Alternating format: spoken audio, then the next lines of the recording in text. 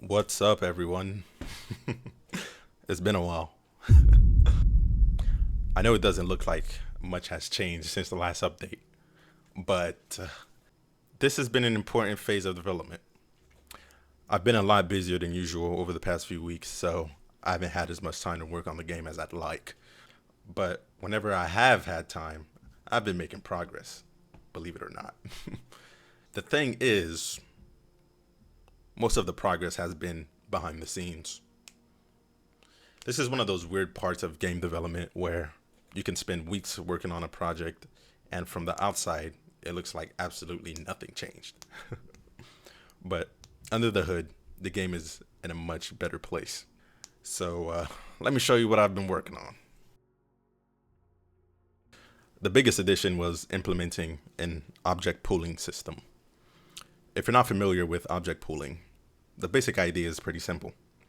Normally, whenever a game needs something like an enemy, projectile, or explosion, it creates a brand new object. Then, once it's finished with that object, it destroys it. That works perfectly fine until you start doing it hundreds of times every minute. Imagine firing dozens of projectiles while enemies are constantly spawning and visual effects are playing all over the place. Creating and destroying all of those objects over and over again creates unnecessary work for the engine and can lead to performance hiccups. Instead, object pooling creates a collection of reusable objects ahead of time. So when the game needs a projectile, instead of creating a new one, it simply grabs one from the pool. Once it's finished, it gets reset and returned to the pool so it can be used again later. I ended up using this system for enemies, projectiles, visual effects, and sounds, since those are constantly being created during gameplay. One thing I do want to mention though is that object pooling isn't some magic optimization that you should use everywhere. If an object is only created occasionally, pooling it isn't usually worth the extra complexity. Object pooling generally consumes more memory because it involves creating a fixed number of objects up front rather than creating them on demand. So us developers must carefully size the pool to balance the maximum number of simultaneous objects. You also have to make sure pooled objects are properly reset before they're reused. Otherwise, you'll end up chasing some really strange bugs. So, like most optimizations, it's just another tool. You should use it where it actually solves a problem. I also made a few small improvements to existing systems. Now. I know that in the first video, I said that I wasn't going to spend time refactoring. And then I went and refactored things. I just couldn't help myself. I really value code quality, and if I notice something that I think genuinely should be improved, I'll usually take the time to clean it up. Most of the work was around my state machine implementation.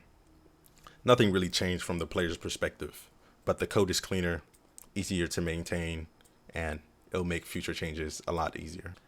I'm trying not to fall into a trap of endlessly polishing code instead of finishing the game. So this was more about strengthening the foundation before moving into the final phase. Something that really excites me is that even though this update wasn't very visual, I think I'm almost done with the programming side of the project. At this point, pretty much every major system has been implemented and is working. There's obviously still some things to fix and improvements to make, but the foundation is finally there. A couple of years ago, this is probably the point where I would have gotten distracted by a new project. Instead, I'm trusting the process and actually seeing this one through. And now comes the fun part. From here on out, my focus will be shifting from building systems to making the game actually look and feel like a finished game. That means replacing programmer art, adding proper assets, animations, sound effects, visual effects, character models, juicing things up. Basically taking everything that's functional and making it enjoyable to play. I intentionally tackled the programming first because I wanted a solid foundation before spending time on polish. Now I can finally start making the game look the way I've always imagined it. So, even though this update wasn't the flashiest one, I think the next one will be. I expect the game to look very different the next time you see it. Thank you for following along, and I'll see you in the next video. Now it's back to work. Let's see how long I can survive with like a whole bunch of enemies. Okay. Oh my gosh. Ah! I need that penetration. Pause. Get him. Yeah.